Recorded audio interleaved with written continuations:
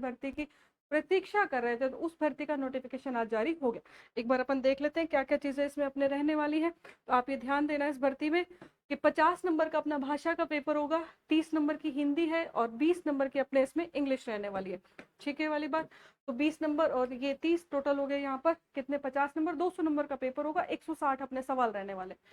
30 number की maths है, इसमें मैथ्स की अच्छी खासी भूमिका यहाँ पर है। और उसके बाद 20 नंबर का सामान्य ज्ञान है। सामान्य ज्ञान में ज्यादा डिटेल आप पढ़ोगे तो वहां पे नहीं मिलती, फिर भी उन्होंने अंतर्राष्ट्रीय व्यक्तियों के बारे में और समसामयिक के तो 2 पॉइंट इन्होंने अलग बताए हैं।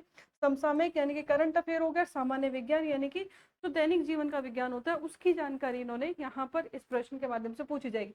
भूगोल की बात होती है तो भूगोल का 30 नंबर का सेक्शन है, इसमें नेशनल भी है, इंटरनेशनल भी है, राजस्थान भी है।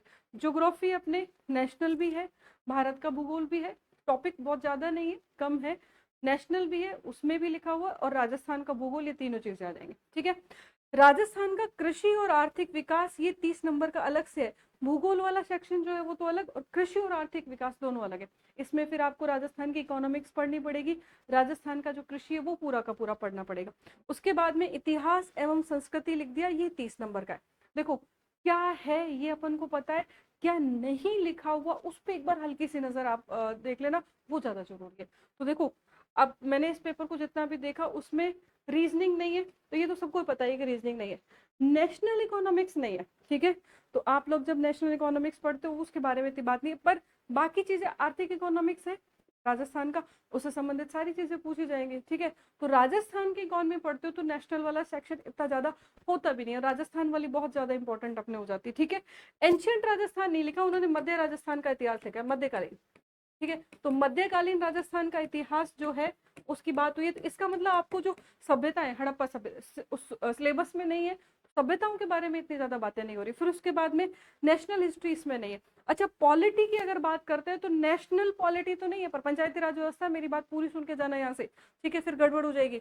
इसमें पंचायत है, और पंचायतें जो आती है वो राज्य की राज्य व्यवस्था का टॉपिक है, राज्य की राज्य व्यवस्था।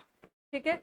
राज्य व्यवस्था ये बहुत इंपॉर्टेंट, और यहाँ से सवाल आपके तीनों एग्जामों में बनने वाले हैं। जो बच्चे चतुर्थ श्रेणी का पेपर दे रहे हैं वो, जो पटवारी का एग्जाम कर रहे हैं वो, और उसके अलावा वीडियो में भी यहाँ पे साफ साफ ये वाला टॉपिक अपने लिखा हुआ है। ठीक है। तो नेशनल पॉलिटी नहीं है, इसको मैं करेक्ट कर दूं, नेशनल नहीं है, लेकिन फिर भी अपने किसी ना किसी माध्यम से सवाल बन जाता है। ठीक है। तो थोड़ा सा आपको इसका भी ध्यान रखना पड़ेगा। नेशनल हिस्ट्री बिल्कुल भी नहीं लिखी हुई, इसलिए अपने ज्यादा हिस्ट्री पे फोकस करने की कोई आवश्यकता नहीं, जिनको जितनी आती है वो सफिशिएंट है। उसके बाद एंशियंट राजस्थान इसमें नहीं लिखा हुआ, नेशनल इकोनॉमिक्स की बात नहीं गई है, फिर भी आपको राजस्थान का आर्थिक विकास पढ़ोगे तो फिर वहां पे वो चीजें हो जाएगी। रीजनिंग बिल्कुल ही साफ कर दिया है। ठीक है। तो ये चीजें हैं। यहाँ पर एक चीज और है, ये 50 नंबर का लैंग्वेज, 30 नंबर का ये, 50 60 70 80 और 20 नंबर ये टोटल 100 हो गए। फिर यहाँ पे अगर अपन लेके चलते तो 90, और 10 नंबर यहाँ पर कंप्यूटर का है, तो कंप्यूटर का जो सेक्शन है वो भी 10 नंबर का है। ठीक है। 31 अगस्त को अपना पेपर होने वाला है। दिन बचे हैं 60, अभी ये 10 दिन और है, 70 मिला के दिन बचते हैं। और मेरे हिसाब से आप लोगों ने पहले से तैयारी की होगी, और यहाँ पे सब लोग जानते थे कि वीडियो का पेपर सितंबर अक्टूबर में होने वाला है। ये दिमाग से निकाल देना कि शायद पेपर पोस्टपोन हो या डेट बढ़े। ठीक है। कुछ नहीं कह सकते आज के समय में, हो सकता है पेपर आपके टाइम पर ही हो, इसलिए अपने पास ज्यादा समय नहीं है। 50 दिन का टारगेट रखना, 50 दिन में पूरा सिलेबस कर लेना, रिमेनिंग वाले जो 20 दिन है उसको रिवीजन करना।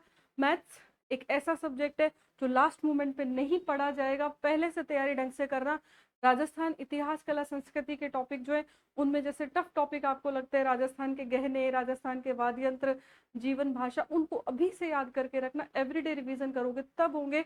पंचायती राज व्यवस्था के जो सवाल है एग्जाम हॉल में गलती होती है, अभी से उनको याद करके रखना, कौन सा संशोधन है, कौन सा विधेयक है, कौन सी चीजें। समसामयिक घटनाओं में न्यूज़पेपर को आज से पढ़ना शुरू करो, पीछे वाली जो चीज है उसके लिए मूमल, मूमल के अलावा आपको अगर लगता है ठीक ठाक चीजें तो आप कर लेना।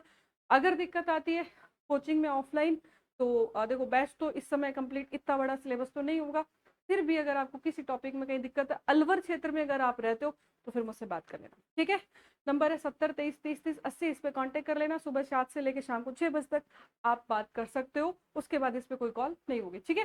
चलो इतनी बातें हैं इम्पोर्टेंट। आप सुनो ध्यान से एक चीज और, कि वीडियो के साथ साथ में पटवारी, इसके अनाउंसमेंट में बहुत जल्दी हो जाएगी। और अभी 2 फॉर्म और शायद आप लोगों ने भर रखे होंगे, चतुर्थ श्रेणी वाला, हाईकोर्ट चतुर्थ श्रेणी वाला वो, और उसके साथ साथ में 2026 में वो बच्चे जो अब सीटी की वजह से रह रहे हैं, तो प्लीज अपना 2026 की सीटी की तैयारी अभी से करके रखना, क्योंकि अब की बार जो सीटी का पेपर होगा वो टफ होगा। कारण क्या होता है, 2010 में पहली बार ये अनाउंसमेंट हुई थी कि नेशनल लेवल पर जो आईएएस का एग्जाम होता है उसमें सीसेट लागू होगा। 2011 से सीसेट लागू हुआ।